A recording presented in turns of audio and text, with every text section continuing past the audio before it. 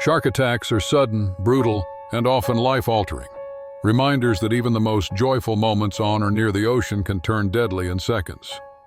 Driven by instinct and often misinterpreting human activity as prey, their attacks leave behind trauma, injuries, and sometimes death.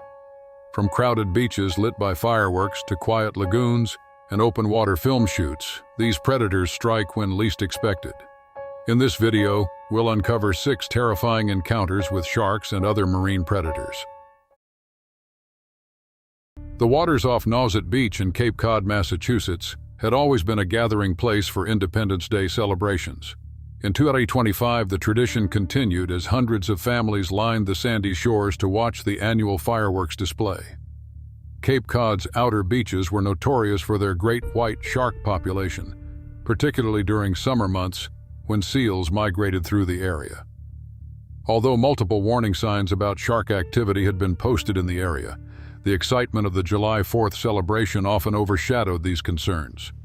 Nauset Beach stretched for miles along the Atlantic coast, its powerful surf creating the perfect conditions for both marine life and beachgoers.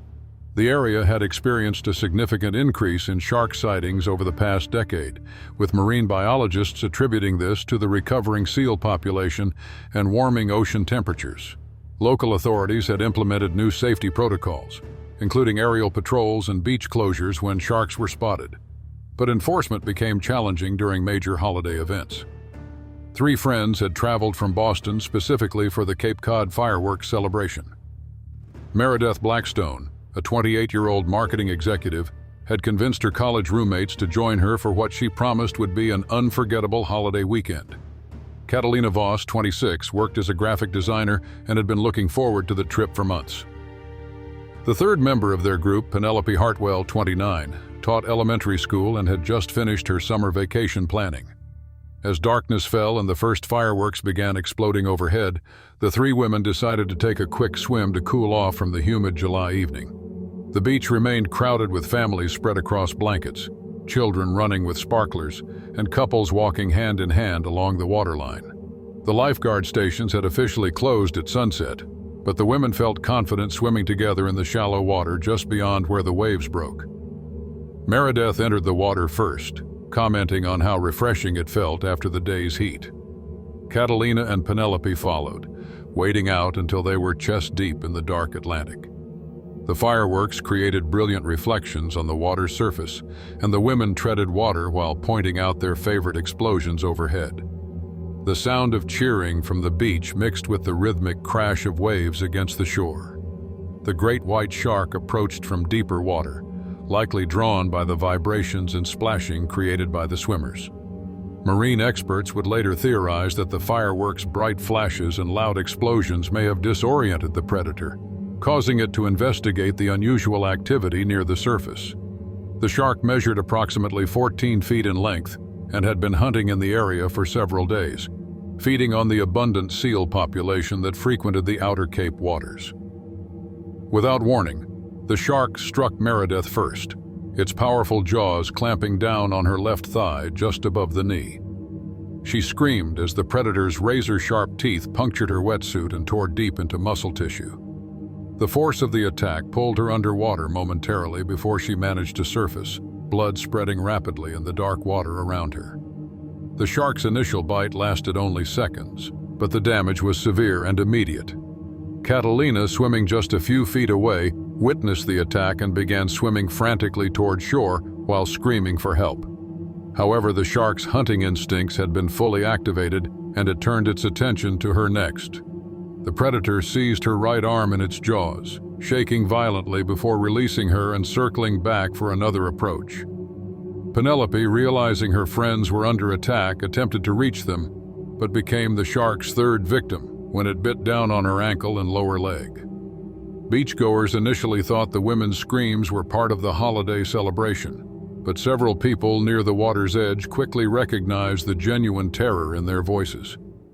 A group of men who had been drinking beer around a bonfire immediately grabbed boogie boards and rushed into the surf. 2 teenage lifeguards, who had been watching the fireworks from the beach, ran to the water despite being off duty, bringing a rescue tube and emergency radio. The shark continued its aggressive behavior for nearly 3 minutes, making multiple passes at the struggling women. Meredith managed to stay afloat despite her severe leg injury, while Catalina attempted to swim one-handed toward shore. Penelope, with her ankle badly damaged, relied on her 2 friends to help keep her above water. The predator seemed particularly agitated by the continued splashing and the taste of blood in the water. Several brave beachgoers formed a human chain extending into the surf, allowing them to reach the women and pull them to safety. The shark made one final aggressive approach as the rescue was underway, but the increased human activity and noise seemed to finally drive it back toward deeper water. Emergency medical services had been called immediately, and paramedics were already on scene when the women reached the beach. All 3 women survived the attack, though each required extensive surgery and months of rehabilitation. Meredith's thigh wounds required over 200 stitches, while Catalina suffered nerve damage in her arm that took nearly a year to heal completely. Penelope's ankle injuries were the most severe, requiring multiple reconstructive surgeries and permanent hardware implants. The incident prompted immediate changes to Cape Cod's beach safety protocols, including mandatory lifeguard coverage during all major holiday events and improved shark detection technology. The 3 friends eventually recovered from their physical injuries, though each admitted that their relationship with the ocean had changed forever. The waters off Jupiter, Florida, had earned a reputation as one of the premier shark diving destinations along the Atlantic coast. In 2019, the area attracted thousands of thrill seekers and marine enthusiasts eager to experience close encounters with various shark species in their natural habitat. Jupiter's unique geography, where the Gulf Stream runs close to shore, created an ideal environment for bull sharks, tiger sharks, and occasionally great whites to hunt and feed year-round. Local dive operators had been conducting cage diving expeditions in these waters for over 15 years, developing what they considered foolproof safety protocols. The cages were constructed from heavy-duty steel bars spaced precisely to prevent sharks from entering while allowing divers clear visibility and photographic opportunities. Ocean Apex Expeditions, the most established operator in the area, had maintained a spotless safety record since its founding, with over 10,000 successful dives completed without serious incident. The Gulf Stream's proximity to Jupiter's coastline created a natural highway for migrating marine life, bringing baitfish, sea turtles, and the predators that followed them. Bull sharks, known for their aggressive temperament and powerful bite force, were particularly common in these waters during late spring and early summer. Unlike other shark species that preferred deeper offshore waters, bull sharks frequently ventured into shallower areas, making them ideal subjects for cage diving operations. Laura Mitchell, a 34-year-old marine photography enthusiast from Denver, had booked her cage diving experience months in advance. She had been documenting marine life for nearly a decade, traveling to destinations around the world to capture underwater images for her growing portfolio. This would be her first shark cage dive, and she had spent weeks researching techniques for photographing large predators in low-visibility conditions. The dive boat departed Jupiter Inlet at dawn on a calm Tuesday morning in June.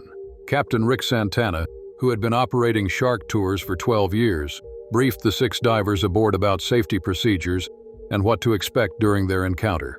Laura listened intently as he explained how the chum would be deployed to attract sharks, how divers should position themselves within the cage, and the importance of keeping all body parts inside the protective barriers at all times.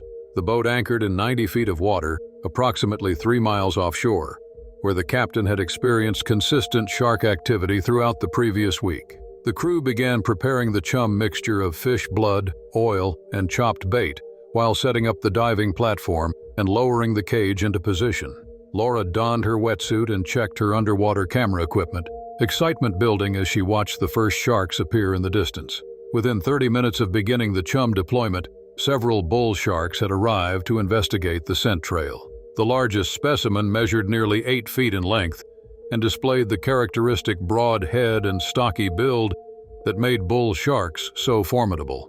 Laura entered the cage with 2 other divers, positioning herself near the bottom bars to capture upward-angled shots of the shark silhouetted against the surface light. The bull shark circled the cage methodically, occasionally approaching close enough for Laura to photograph their scarred hides and powerful jaw structures. She adjusted her position frequently to capture different angles, carefully maintaining her grip on the cage bars while maneuvering her camera equipment. The water visibility was excellent that morning, allowing for clear shots of the shark's distinctive features and hunting behaviors. During her fourth dive rotation, Laura shifted her position to photograph a particularly large bull shark approaching from below. As she moved to get a better angle, her left leg inadvertently extended beyond the lower cage bars. The positioning was subtle, with her calf protruding only inches outside the protective barrier, but it was enough to trigger an immediate response from the circling predator. The bull shark struck with explosive speed, its jaws clamping down on Laura's lower leg just above the ankle. The force of the bite was tremendous, easily penetrating her thick neoprene wetsuit and crushing down on the muscle and bone beneath. Laura screamed into her regulator as the shark thrashed once, its powerful neck muscles generating enough force to potentially drag her from the cage entirely. The attack lasted only seconds, but the damage was severe and immediate.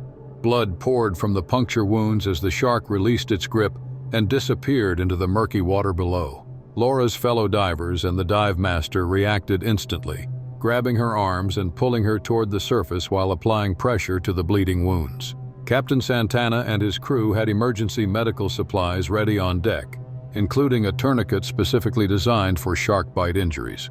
They applied direct pressure to Laura's wounds while radioing the Coast Guard for immediate medical evacuation.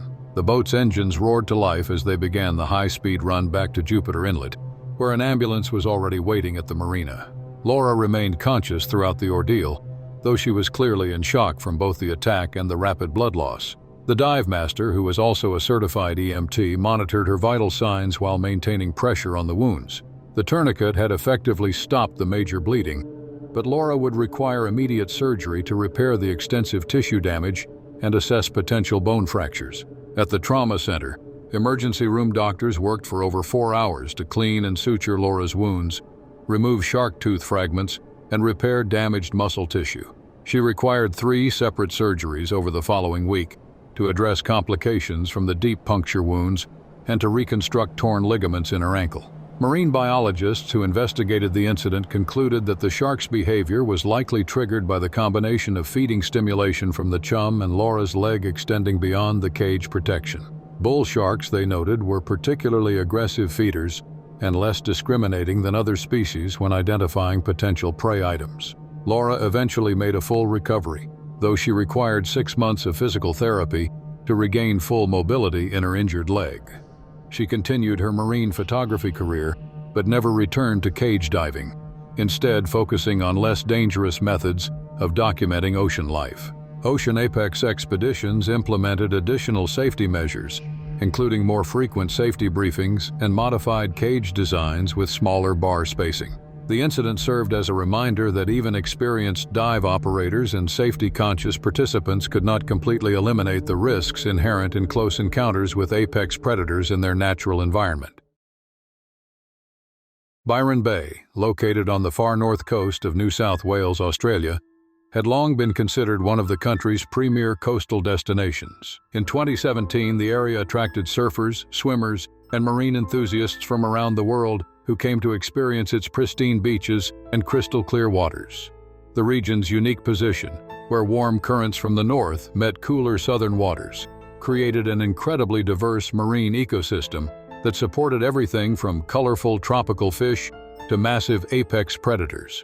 Local authorities had documented a steady increase in shark sightings over the previous 5 years, though actual attacks remained extremely rare.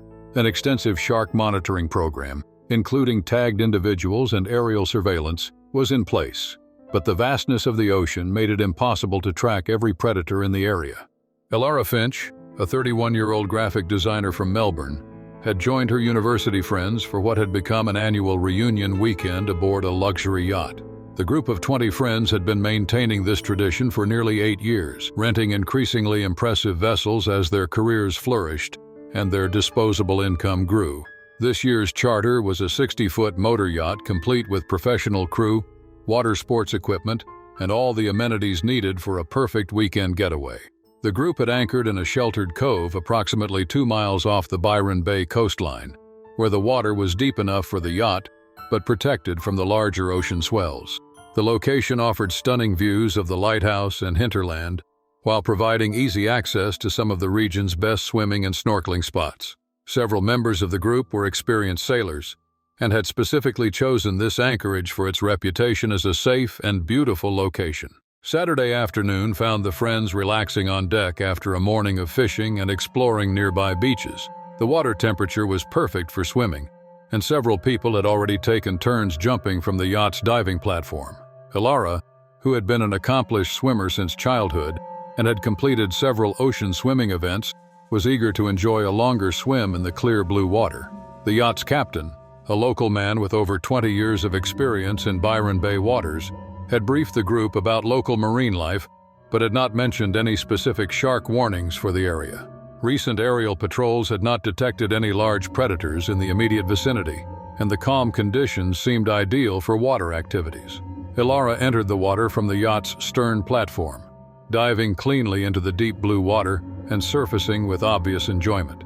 She began swimming a slow freestyle stroke, moving in a large circle around the anchored vessel while her friends watched from the deck. The water clarity allowed those aboard to track her progress easily, and several people took photographs of her swimming with the spectacular Byron Bay coastline in the background. The great white shark that would soon attack Ilara had been hunting in the area for several days, following a pod of fur seals that had been feeding on a large school of tuna nearby. The shark measured over 15 feet in length and was estimated to weigh nearly 3,000 pounds, making it one of the larger specimens commonly found in Australian waters. It had likely been attracted to the area by the combination of abundant prey and the deep water that allowed it to hunt effectively. Marine biologists would later theorize that the shark may have been investigating the yacht itself, as great whites were known to show curiosity about unfamiliar objects in their territory. The presence of multiple people in the water, combined with the sounds and vibrations created by the boat's generators and air conditioning systems, may have created a sensory environment that triggered the shark's predatory instincts. Ilara had been swimming for approximately 15 minutes when the attack occurred. Friends watching from the yacht later reported that she had just completed another lap around the vessel and was swimming parallel to the hull when the shark struck from below. The attack was sudden and devastating, with the massive predator breaching partially out of the water as it seized Ilara in its jaws. The great white clamped down on Ilara's upper thigh and hip area with tremendous force, its serrated teeth causing immediate and catastrophic injuries. Friends aboard the yacht began screaming and throwing objects into the water in desperate attempts to distract the shark, while others prepared life rings and called emergency services on the yacht's radio. The shark maintained its grip for nearly 30 seconds, thrashing violently while Ilara struggled in its jaws. The attack occurred close enough to the yacht that her friends could clearly see the massive size of the predator and the severity of her injuries. Despite their frantic efforts to help, including one friend diving into the water with a boat hook, they were unable to drive off the shark or reach Ilara in time. When the shark finally released its grip and disappeared back into the depths, Ilara was unconscious and bleeding heavily from multiple severe wounds. Her friends managed to pull her from the water within minutes, but the damage was too extensive for any emergency treatment to be effective. The yacht's crew and several friends with medical training worked desperately to stem the bleeding and maintain her airway, but Ilara had lost consciousness and never regained it. Emergency services arrived by helicopter within 20 minutes of the initial distress call, but paramedics confirmed what her friends already knew. Ilara had died from her injuries before help could arrive, becoming one of the few fatal shark attack victims in Byron Bay's recorded history. The attack sent shockwaves through the local community and prompted an immediate review of water safety protocols for recreational boating in the area. Marine biologists conducted extensive research into the incident, ultimately concluding that it represented an unusual convergence of factors rather than evidence of increased shark aggression in the region. Ilara's friends were traumatized by witnessing the attack and required extensive counseling to process the experience. Several members of the group reported ongoing anxiety about ocean activities, while others became advocates for shark research and conservation efforts. They established a memorial scholarship in Ilara's name that supported marine biology students studying shark behavior and ecosystem protection. The incident reminded the Byron Bay community that despite the area's reputation for safe swimming and water sports, They shared these beautiful waters with apex predators that commanded respect and caution. While fatal attacks remained extremely rare, the ocean's inherent unpredictability meant that tragedy could strike even in seemingly perfect conditions. Local authorities increased shark monitoring efforts in popular recreational areas and implemented new guidelines for yacht anchoring and swimming activities, though they emphasized that the attack represented an isolated incident rather than a systemic safety problem. Réunion Island, a French overseas territory located in the Indian Ocean east of Madagascar, had gained international attention in 2021 for both its stunning natural beauty and its unusually high concentration of shark attacks. The island's unique geography, featuring dramatic volcanic coastlines and deep offshore waters, created ideal conditions for large pelagic predators, including tiger sharks, bull sharks, and occasional great whites. The western coast of Réunion featured several protected lagoons where jet skiing and other motorized water sports were still permitted under strict safety guidelines. These areas were regularly patrolled by marine safety officers and monitored by aerial surveillance, but the vastness of the ocean made complete protection impossible. Lucas Marin, a 29-year-old construction foreman from Saint-Denis, had purchased his jet ski specifically for weekend recreation in Réunion's beautiful lagoons. He had been riding for nearly 3 years without incident and was familiar with local safety protocols and shark awareness procedures. Lucas typically stayed within designated recreational zones and avoided areas where fishing boats operated or where shark sightings had been reported. On a warm Saturday morning in September 2021, Lucas launched his jet ski from the marina at Saint-Gilles-les-Bains, planning to explore the protected waters of the Western Lagoon. The conditions were perfect for riding, with calm seas, excellent visibility, and light winds that created minimal chop on the water's surface. Several other jet skiers and small boats were already enjoying the morning, and marine patrol officers were conducting their regular safety rounds.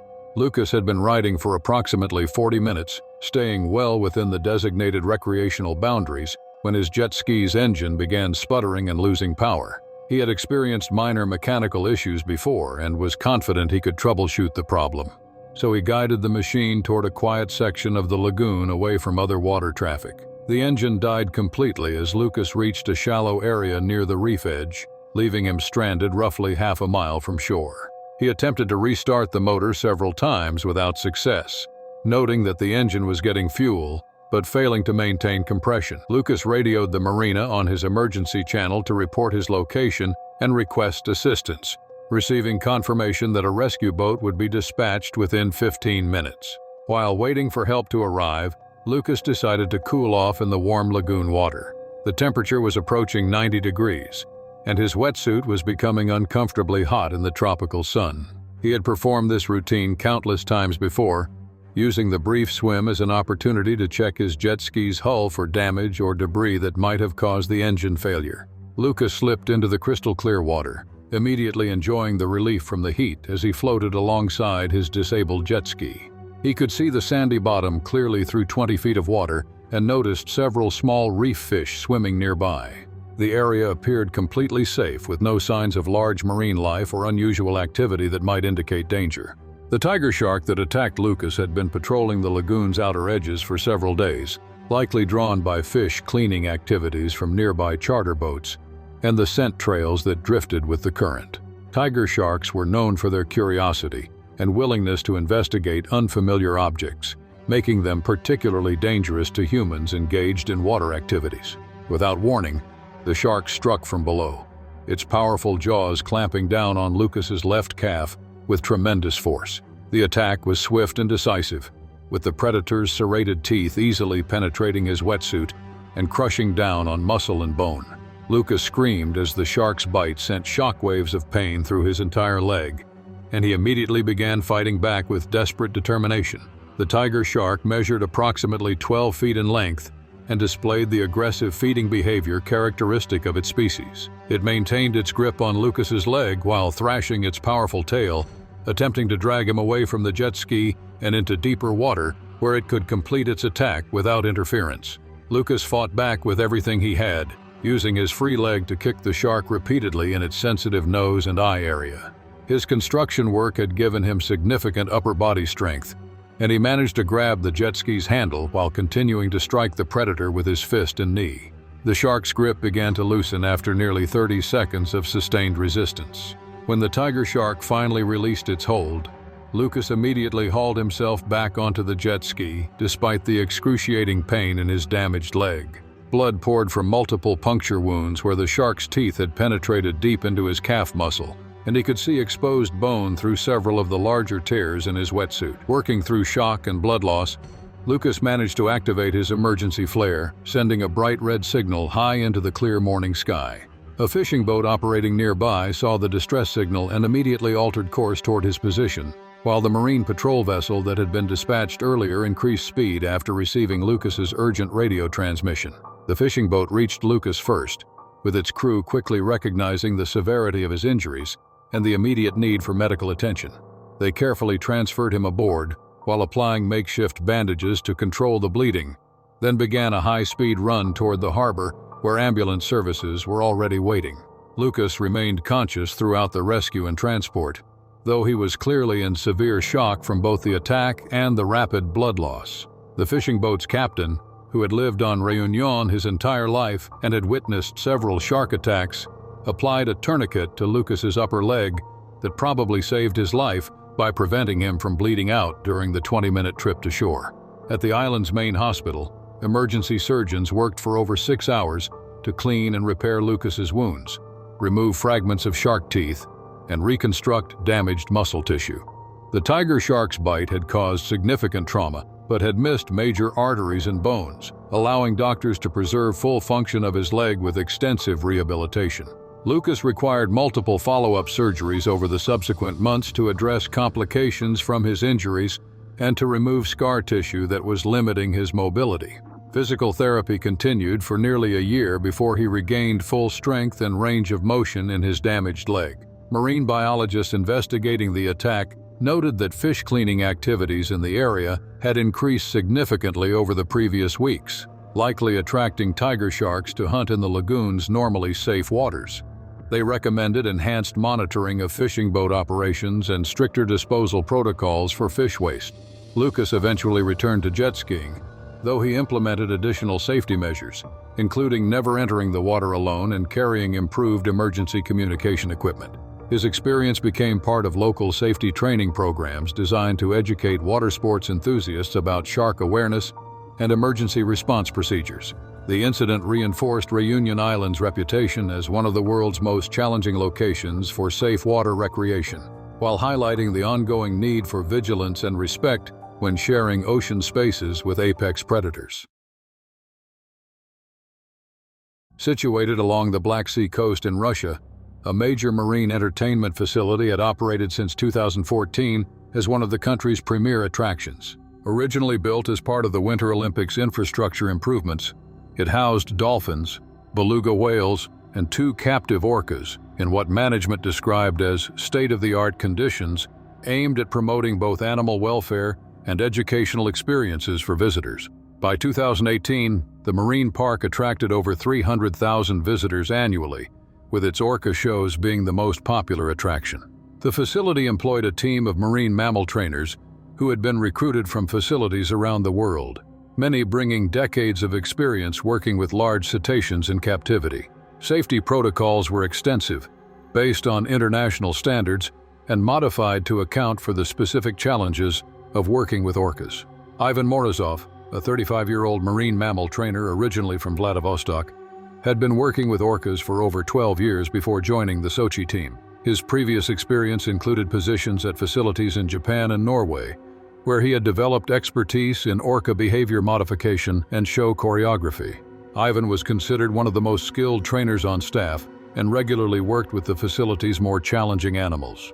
The incident occurred during a routine afternoon show on a busy Wednesday in August 2018. The amphitheater was filled to capacity with families enjoying summer vacations along the Black Sea coast. Ivan was conducting a demonstration that involved close interaction with Svetlana, the larger of the 2 female orcas, who weighed approximately 4,500 pounds and measured 22 feet in length. The show had been progressing normally, with Svetlana performing her trained behaviors on cue and responding appropriately to Ivan's signals and commands. The routine included several segments where Ivan would stand at the pool's edge while the orca approached for fish rewards and brief physical contact. These interactions were carefully choreographed and had been performed hundreds of times without incident. Svetlana had been displaying subtle signs of agitation throughout the morning, according to other trainers who had worked with her during feeding sessions. She had been slower to respond to commands and had shown reluctance to participate in some of her usual enrichment activities. However, these behavioral changes were not considered severe enough to cancel the afternoon show. The attack occurred during a segment where Ivan was positioned on a partially submerged platform, allowing him to interact with Svetlana at water level while maintaining the safety margin required by facility protocols. The orca was supposed to approach the platform, accept a fish reward, and allow Ivan to briefly touch her rostrum before returning to the center of the pool. Instead of following the familiar routine, Svetlana surged forward with unexpected speed and aggression, lunging partially out of the water to reach Ivan on the platform. Her massive jaws clamped down on his left forearm with tremendous force, easily penetrating his wetsuit and crushing down on bone and muscle tissue. Ivan screamed as the orca's conical teeth punctured his arm in multiple locations. The attack lasted approximately 15 seconds, during which Svetlana maintained her grip while shaking her head violently from side to side. Ivan struggled to free himself while other trainers rushed to intervene, using emergency protocols that included high-pressure water hoses and loud acoustic signals designed to interrupt aggressive behavior. The orca's bite force caused immediate fractures to both bones in Ivan's forearm and severed several major blood vessels. Svetlana's thrashing motions threatened to drag him completely into the pool, where his chances of survival would have been minimal given the orca's size and agitation level. Fellow trainers managed to distract Svetlana using emergency procedures that involved multiple stimulus interruptions and the presence of her companion orca in an adjacent pool. The combination of water pressure, acoustic signals, and competing stimuli eventually caused her to release her grip on Ivan's arm and retreat to the deeper section of her enclosure. Ivan was immediately pulled from the platform and rushed to the facility's medical station, where staff worked to control the severe bleeding from his puncture wounds. An ambulance had been called within moments of the attack, and paramedics arrived to find Ivan conscious, but in shock from blood loss and trauma. The audience, many of whom had been recording the show on their phones, witnessed the entire attack and its aftermath. Facility management immediately evacuated the amphitheater and suspended all marine mammal shows, pending a complete investigation of the incident and review of safety protocols. Surgeons worked for over 4 hours to repair the extensive damage to Ivan's forearm, including reconstruction of torn blood vessels, muscle tissue, and nerve pathways. The orca's teeth had caused deep puncture wounds that required careful cleaning to prevent infection, while the crushing force of the bite had created complex fractures that needed surgical stabilization. Ivan's recovery required multiple surgeries over several months to address complications from his injuries and to restore function to his damaged arm. Physical therapy continued for over a year, and while he eventually regained most of the use of his arm, he never returned to working directly with orcas. The incident prompted a comprehensive review of safety protocols at the facility and led to significant changes in how trainers interacted with the orcas during shows and training sessions. New barriers were installed to increase separation between trainers and animals, while emergency response procedures were enhanced based on lessons learned from Ivan's attack. The waters off the Farallon Islands, located 30 miles west of San Francisco, had long been recognized as one of the world's premier great white shark research locations. In 2022, these nutrient-rich waters continued to attract marine biologists, documentary filmmakers, and wildlife photographers seeking to capture footage of apex predators in their natural hunting grounds. The area's unique ecosystem, centered around a massive colony of northern fur seals, created ideal conditions for great white sharks to congregate and feed. The Farallones, a chain of rocky outcroppings rising dramatically from the Pacific Ocean, supported one of the largest seal populations on the West Coast. During autumn months, the waters around these islands became a virtual feeding ground for great whites, with sharks ranging from juveniles to massive adults exceeding 20 feet in length regularly observed hunting in the area. A marine wildlife documentary company based in Monterey had secured permits to film a segment about great white shark feeding behavior for a major television network. The production required several days of filming from a specially modified research vessel equipped with underwater cameras, hydrophones, and safety equipment designed specifically for shark research operations. Jake Foster, a 31-year-old television producer from Los Angeles, was overseeing the production and ensuring that all safety protocols were followed while capturing the dramatic footage needed for their documentary. The crew included marine biologist Dr. Sarah Chen as the scientific advisor, along with experienced cameramen, sound technicians, and support staff who had worked on similar projects throughout the Pacific. The filming vessel, a converted research boat named Pacific Explorer, featured a low-profile filming platform that allowed cameras to be positioned just inches above the water's surface. This design enabled unprecedented close-up shots of sharks, but also placed crew members in closer proximity to the water than traditional research vessels. Safety equipment included shark cages, emergency medical supplies, and direct communication links with Coast Guard rescue services. On the third day of filming, conditions were perfect for shark encounters. The water visibility exceeded 60 feet, and seal activity around the islands had attracted numerous great whites to the area. The crew had already captured excellent footage of several smaller sharks, but they were hoping to film one of the area's legendary giant females that could exceed 18 feet in length. Dr. Chen had been tracking a particularly large female great white using acoustic monitoring equipment, and her signals indicated the shark was approaching their filming location. The crew prepared their cameras and took positions around the boat's filming platform, with Jake positioning himself near the stern to coordinate camera angles and ensure optimal lighting conditions. The great white that approached the Pacific Explorer was indeed massive, estimated at nearly 17 feet in length and weighing close to 3,000 pounds. She had been hunting in the area for several weeks and was likely attracted to the boat by the low-frequency vibrations created by the engines and generator systems. Great whites were known to investigate unfamiliar objects in their territory, often using their acute senses to determine whether something represented prey, threat, or simple curiosity.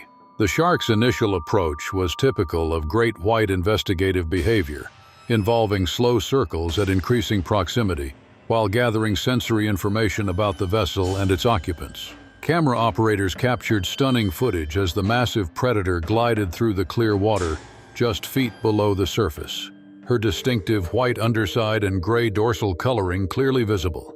What happened next surprised even the experienced crew members who had filmed sharks for years.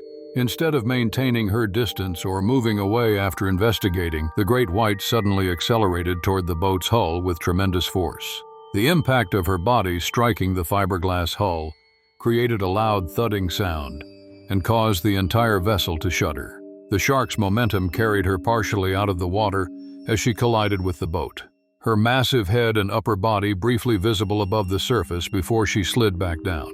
However, rather than retreating after the impact, she immediately turned and approached the boat's edge, where the filming platform extended lowest to the water.